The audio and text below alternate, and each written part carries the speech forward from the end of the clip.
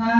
นธรรมยังตังคณิกะปัจจเวคณาปะทังปะนามาเสสังขารโยนิโสจิวรังปฏิเสวามิเฮายอมพิจารณาโดยละเอียดแล้วนุ่งห่มจีวรยาวะเทวาสิตัสสะปฏิฆาตายาเพียงเพื่อบำบัดความอ่อนอาสาปฏิฆาตายาเพื่อบำบัดความอ่อนดังสมากัสสาวะตาตาปัสสิสัพพสัมปัสสานังปฏิฆาตายา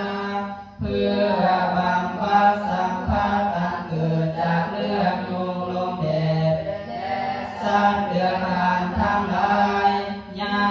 วะเทวาหิริโกบินาปฏิสัทนาทาน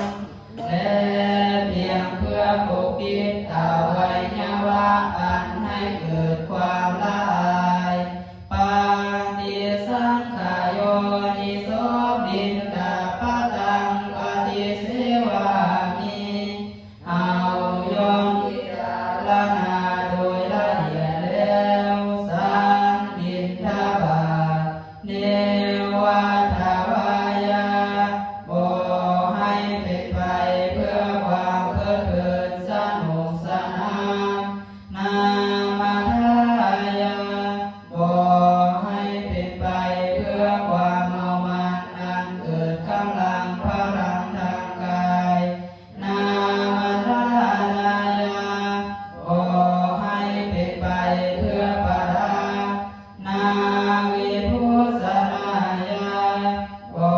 ให้เป็นไปเพื่อตกแต่งยาวะเทวาอิมาสากายสัตถิติยาแต่ให้เป็นไปเพื่อความตั้งอยู่ได้แห่งกาย